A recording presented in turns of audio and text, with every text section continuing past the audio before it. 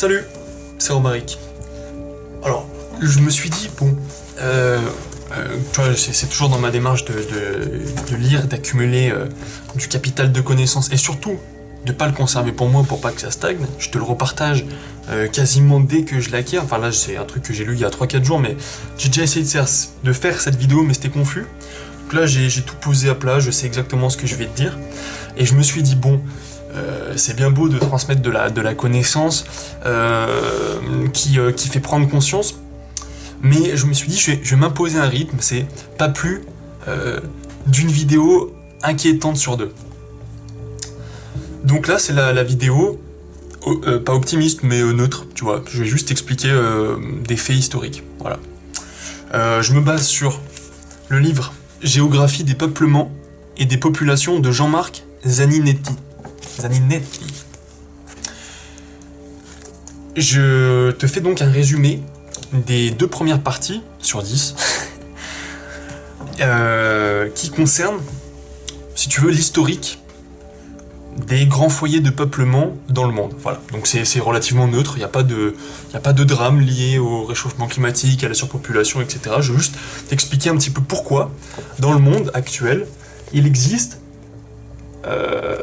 3 grands foyers de peuplement qui sont l'Asie-Pacifique, le sous-continent indien et le foyer Europe-Méditerranée.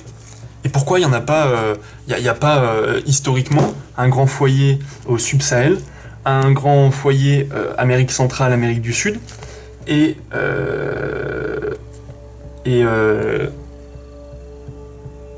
un grand foyer en Mésopotamie, alors qu'historiquement, c'est là que l'agriculture a été inventée. Avant de t'expliquer comment l'histoire façonne ces foyers de peuplement, il est important que tu comprennes que, avant de se concentrer sur les densités, on va se concentrer sur ce qui cause les déserts de densité de population, enfin démographique, les déserts démographiques. Alors, ce qui favorise l'implantation, ce qui est nécessaire, en fait, il y a 3 facteurs qui sont nécessaires à l'implantation des humains, des foyers démographiques. Le premier, c'est l'aridité. L'aridité, ça veut dire qu'il n'y a pas d'eau douce. Donc déjà, tu ne peux pas boire, les humains ne peuvent pas boire, et en plus de ça, même s'il y a un petit cours d'eau, il faut suffisamment d'eau pour que la nature puisse produire des denrées alimentaires. Voilà. Le deuxième aspect, c'est le froid.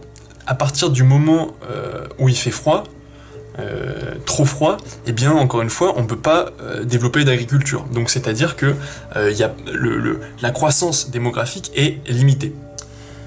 Donc en fait, avec l'aridité et le froid, on a grosso modo ce qui cause ce qu'on appelle les déserts, pas démographiques, juste les déserts. Les déserts, tu penses au Sahara, tu penses comment ça s'appelle, à l'Atacama en Amérique du Sud, qui sont des déserts extrêmement chauds, extrêmement arides, dans lesquels il pleut quasiment jamais.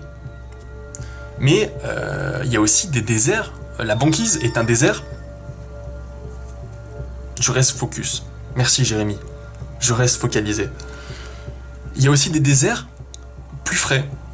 Donc il y a des déserts froids, la banquise, l'Antarctique, qui a été découvert seulement en 1800, ce qui explique qu'il n'y a pas d'habitants dessus. L'Arctique, où là il y a des peuples nomades, malgré tout, mais qui sont freinés dans leur croissance démographique par l'incapacité à développer un système agricole. Voilà. Mais il y a des déserts tempérés aussi, enfin tempérés. Entre ces 2 extrêmes, il y a notamment le désert de Gobi, enfin celui en Mongolie quoi. La Mongolie c'est comme un grand désert, où là c'est simplement la somme des deux, c'est-à-dire qu'il fait quand même assez froid et il pleut quand même rarement. Ce qui fait que on a d'immenses steppes, voilà, qui vont grosso modo de la Mongolie jusqu'à la Sibérie, c'est d'immenses déserts qui sont faiblement habités par des nomades qui se basent sur l'élevage, uniquement l'élevage, voilà.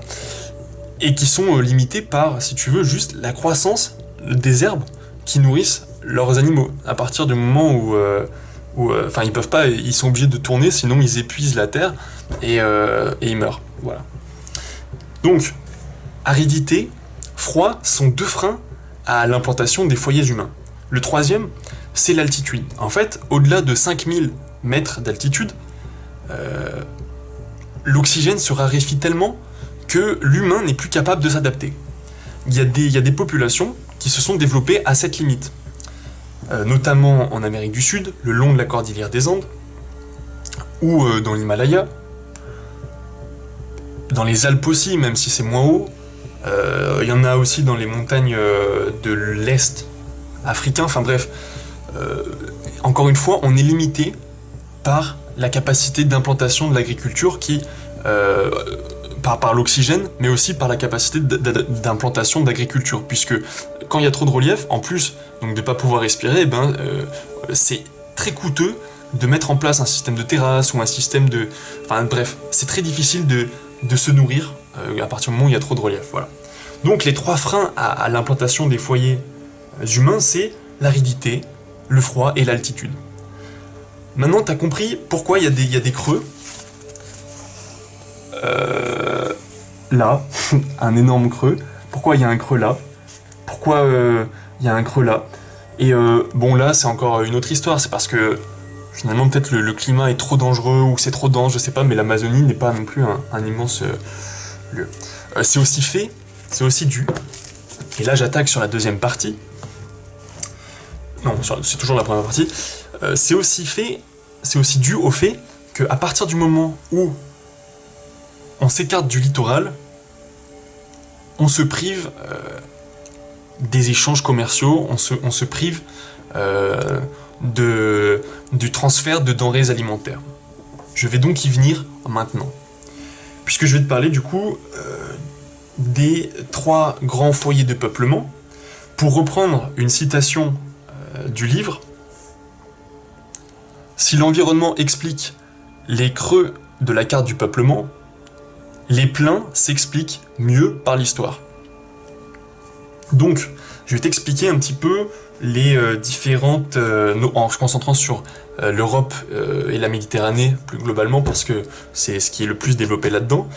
Mais donc les trois foyers de peuplement, je te les rappelle, sont l'Asie du Pacifique, avec la multimillénaire civilisation chinoise, qui est un peu après la Mésopotamie aussi inventeur de l'agriculture. Peut-être que c'est lié, peut-être qu'il y a eu des échanges, mais il y a quand même 2-3 000 ans de flottement, d'écart. Les Mésopotamiens sont les premiers à l'avoir inventé, et la Chine a suivi après. La Chine a connu des vagues en fait de croissance, diminution, qui sont liées d'une part à l'invasion des nomades venus des steppes, de Mongolie, etc. Et surtout au fait que, contrairement au sous-continent indien et à l'Europe, la Chine a plus de relief qui...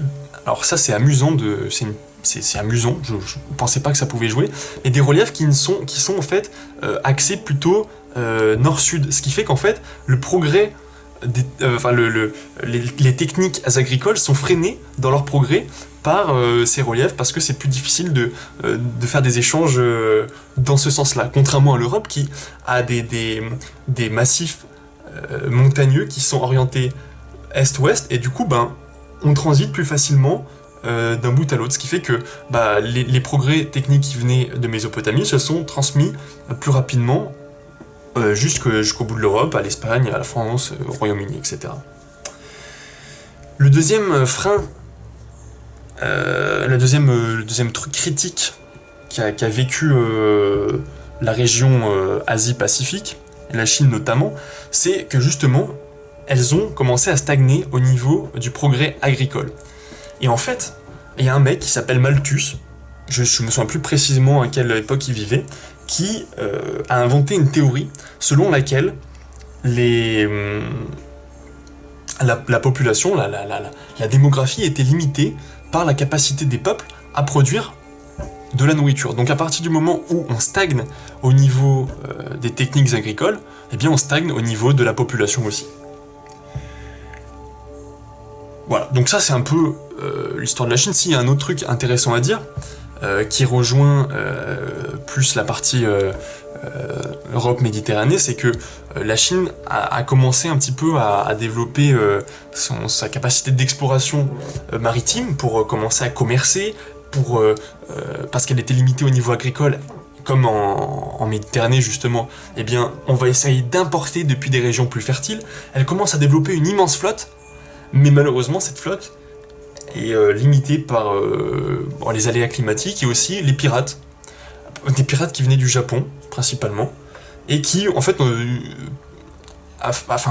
se sont acharnés sur cette flotte et ont causé la stagnation, ont causé ce qu'on appelle le verrou malthusien, qui fait que, comme il n'y a pas un accroissement de nourriture, eh bien, on va stagner. C'est pour ça que la Chine, qui était une immense civilisation, qui était en avance sur plein de choses, plein de choses, et ben en fait, au moment où les Européens ont commencé à la colonisation, leur exploration et la colonisation, eh bien, la Chine n'était pas de poids à rivaliser contre les Européens, voilà. Le sous-continent indien, j'ai pas grand-chose à en dire. C'est apparemment un climat qui est très favorable à l'agriculture, il y a une bonne fertilité, voilà, je sais pas trop quoi en dire. Historiquement, même s'il y a eu des invasions, etc., bah ça s'est préservé, il y a quand même une cohérence, une certaine intégrité de cette région qui fait que, dans l'histoire, eh bien, ce foyer de peuplement a perduré jusqu'à à peu près au même niveau que... Non, un peu moins développé que la Chine au moment de la colonisation. Il y a eu pareil, il y a eu un pic à une époque en Inde, je sais plus dans quel bouquin je lisais ça, mais c'est plus philosophique, hein. L'Inde était à une période vraiment... un pays très développé qui, suite aux invasions, s'est replié sur elle-même et a perdu son avantage technologique, voilà. Mais reste aujourd'hui un grand foyer parce que fertile, parce que historiquement a développé une culture comme en Chine et comme en Europe, une culture cohérente, voilà, apte à résister aux influences extérieures, aux invasions, etc. Et donc on arrive au troisième foyer de peuplement actuel, hein, parce qu'il y en a eu d'autres et je t'expliquerai pourquoi ils ont disparu, qui est l'Europe et la Méditerranée. Alors, bon, en plus de jouir de conditions favorables, avec un climat tempéré, l'Europe a, grâce aux Grecs et aux Romains et ensuite aux Arabes, en fait, il s'avère que les Grecs, les Romains et les Arabes étaient placés à des endroits relativement peu fertiles, ou en tout cas où le travail agricole était assez coûteux, ce qui les a assez rapidement poussés à l'exploration et à la colonisation et au commerce. Les Grecs déjà disposaient de grands nombres de colonies.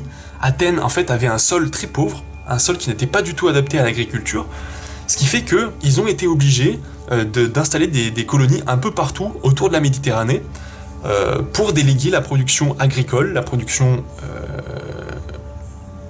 de denrées alimentaires, voilà, simplement, je vais pas te dire précisément quoi, je sais pas si c'est dit. Et donc en fait, ce désavantage, enfin ce qu'on pourrait prendre pour un désavantage, était compensé par l'accès au littoral. Et grâce à ce littoral, en fait, eh bien, la logistique d'approvisionnement était beaucoup moins coûteuse. À l'époque de Rome, juste pour te donner un ordre d'idée, si le transport maritime avait un coût de 1, un quoi, je ne sais pas, eh bien le transport terrestre, lui, coûtait 42. Il y avait un rapport de 1 pour 42 entre transport maritime et transport terrestre. Donc, des Grecs et les Romains, alors qu'à Rome, le territoire autour est fertile, mais ils se sont quand même rendus compte que c'était quand même plus simple de faire importer leur nourriture de plus loin. Donc les Grecs ont commencé avec l'exploration, la découverte de la Méditerranée et l'implantation de petites colonies, mais à mesure que l'Empire romain, lui, s'est étendu, et donc, en fait, comme ils se sont installés un peu partout autour de la Méditerranée, qu'on appelait à cette époque Mare Nostrum, notre mer, eh bien, comme ils ont accumulé de la puissance, etc., Rome, la ville de Rome et les grandes colonies romaines, les grandes villes romaines, se sont tellement étendues que, en fait, même si à la base le tour des villes était fertile, mais ça je t'en ai déjà parlé dans l'histoire des villes et des campagnes, même si tout le tour était fertile, eh bien l'accroissement de la population romaine, qui a atteint quand même à l'époque antique, hein, pour donner c'était 1 million d'habitants. 1 million d'habitants, ça me paraît énorme. Non, je vais te dire des conneries. Bon, je vérifierai, je te mettrai peut-être ça dans la description si j'y pense. Bref, il y avait Rome était devenu un immense monstre incapable de s'auto-alimenter. Et là, je fais plutôt une référence à ma vidéo sur l'approvisionnement alimentaire. Donc Rome est en fait obligé par son succès de déléguer à simplement toute la production alimentaire. Elle va produire notamment en Égypte, aussi au Maghreb, en Espagne, et puis voilà, en fait sur toute la côte de la Méditerranée, elle va faire produire sa nourriture, la faire importer. Voilà, bon, voilà ce qui se passe. Il y a aussi l'idée, comme je te l'ai dit, ce qui favorise aussi l'expansion du foyer européen et méditerranéen, en plus donc d'un accès facilité au littoral, qui est aussi un point déterminant hein, pour le foyer Asie-Pacifique, la Chine et le sous-continent indien, qui sont très proches du littoral, contrairement donc à toutes les zones qu'on appelle enclavées, à plus de 500 km des côtes, qui elles souffrent même aujourd'hui d'un vrai retard de développement, simplement parce que la logistique est beaucoup plus coûteuse en fait, et ça joue beaucoup dans l'histoire, voilà.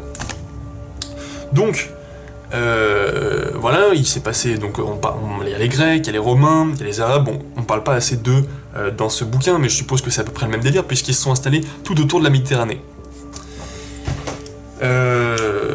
Et là, c'est le moment d'aborder la destruction des foyers historiques. Pourquoi autour de l'Arabie, il n'y a pas un immense foyer comme en Europe et en Méditerranée? Mais en fait, c'est parce que, comme en Mésopotamie, qui était aussi donc une région fertile initialement, eh bien, il y a des invasions qui vont se succéder. Une invasion de la part des peuples nomades de l'Asie centrale, qui, en fait, par vagues successives, vont venir détruire ces civilisations.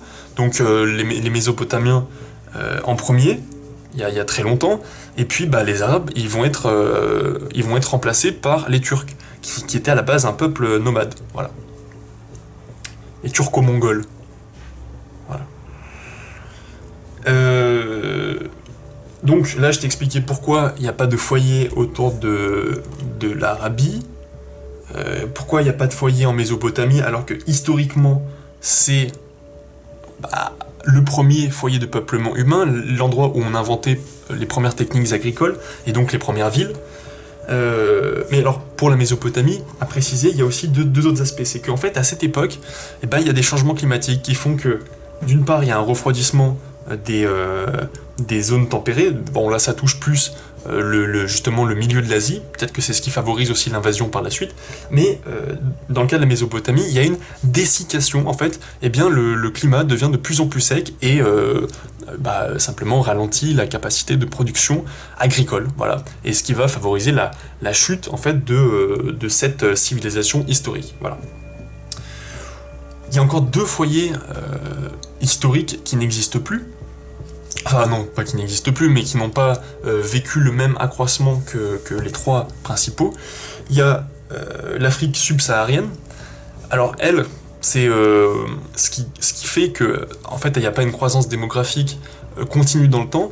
Eh bien, c'est que, alors, je sais pas à partir de quand ça dure, mais à partir du moment où il y a des invasions musulmanes qui s'étendent jusqu'au sud du Sahara, il y a un début d'esclavage, le premier esclavage, donc là on parle je crois de 2-3 millions d'esclaves pour les peuples arabes, et puis par la suite, et bien évidemment, l'esclavage des populations de la part des Européens. Enfin, c'est pas les Européens eux-mêmes qui qui réduisent en esclavage les populations subsahariennes, mais c'est elles qui les achètent en fait. Et comme il y a des acheteurs, eh bien, toutes les populations littorales de l'Afrique vont réduire en esclavage toutes les tribus environnantes et les déporter. Ce qui fait que, en fait, la population de la région va au mieux stagner, au pire diminuer. Voilà.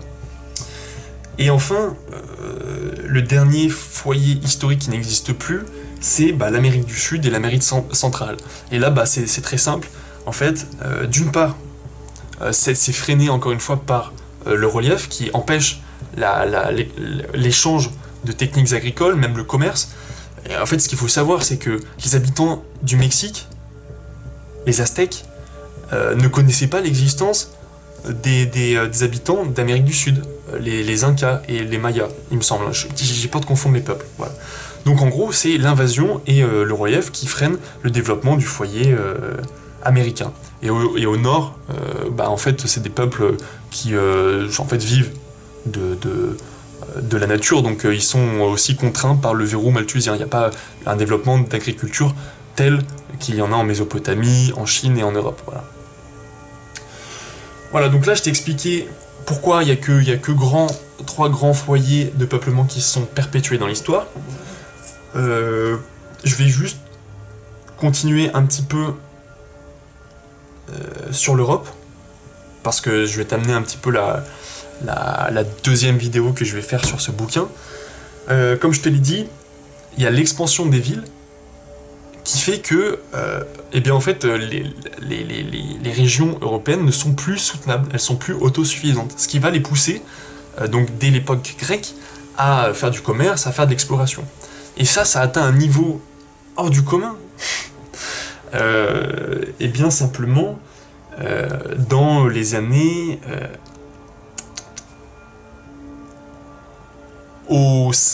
à la transition entre 15e et 16e siècle,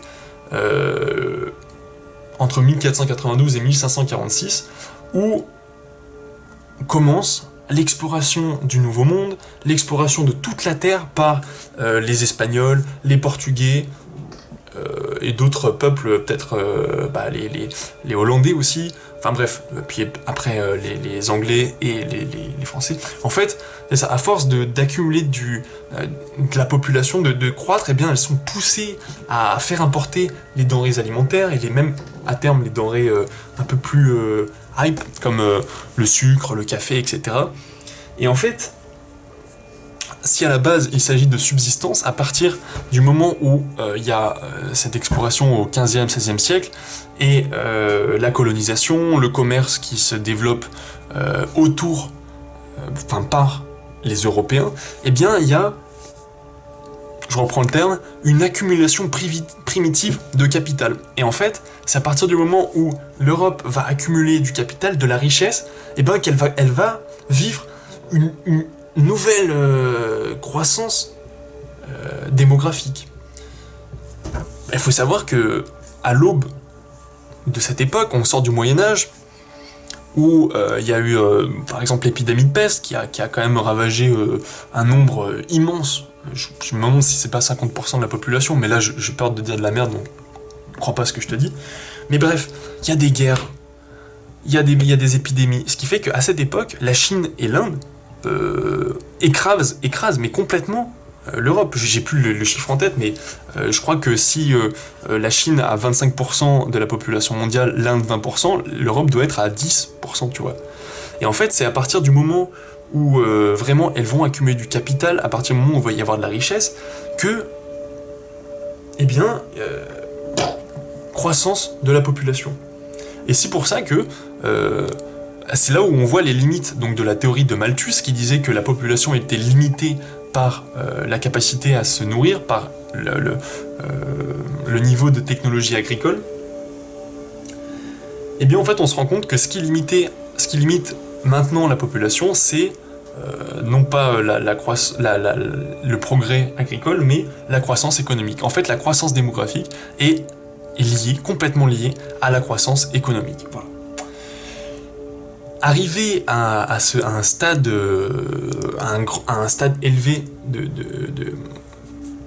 de population, étant devenu le troisième grand foyer historique de population, l'Europe Méditerranée entre dans une étape cruciale. Alors là, c'est vraiment hyper important que tu notes ce concept, qui est celui de la transition démographique. En fait, à partir du moment où les conditions de vie s'améliorent, on remarque tout le temps, c'est un modèle qui est tellement simple et qui s'applique de partout. À partir du moment où les conditions de vie s'améliorent, eh bien, premièrement, l'espérance de vie s'allonge, le taux de mortalité diminue, voilà, ok. Et en conséquence de quoi, après un laps de temps où on se rend compte que on peut pas quand même avoir une croissance exponentielle de la population, eh bien, il y a une diminution de la fertilité, de la natalité. Ce qui fait qu'en fait, la population est toujours stabilisée. Mais ce qui se passe, c'est que après la transition démographique, on passe d'un taux de natalité hyper élevé et d'un taux de mortalité très élevé à cause d'une espérance de vie réduite, à un taux de natalité et un taux de mortalité faible, avec une espérance de vie longue, et donc un taux de renouvellement beaucoup plus limité. Ce qui est exactement ce qui se passe en Europe, où simplement on a sauf en France, il y a un taux de renouvellement de la population qui est négatif, voilà. Qui doit être aux alentours de 2,1 enfants par femme. Paye ton 0,1 enfant. Alors que dans des pays en voie de développement, eh bien on est à des quantités bien plus grandes de natalité, etc. Les pays, notamment le Niger, qui est l'exemple le plus cité, qui est un pays en voie de développement qui n'a pas entamé sa transition démographique et qui a une croissance énorme. Genre, elle double sa population en 30 ou 40 ans, enfin, le pays. Voilà. Donc là, je t'amène sur un petit peu les trucs inquiétants. Comment on va faire pour nourrir la population? Est-ce qu'il y a de la surpopulation? Ah, c'est exactement le titre de la 10e partie. La Terre est-elle vraiment surpeuplée? Eh bien, je répondrai à ça dans une autre vidéo. Et je peux te dire que celle-ci, elle va t'inquiéter. Je peux dire que celle-ci, elle va te faire prendre conscience de certains enjeux liés à la démographie, liés à l'impact du mode de vie occidental sur le reste du monde. Voilà, pour te faire un petit peu prendre conscience. J'espère que cette vidéo t'a intéressé, j'espère qu'elle te donne des idées, j'espère que t'es prêt pour la suite. Salut!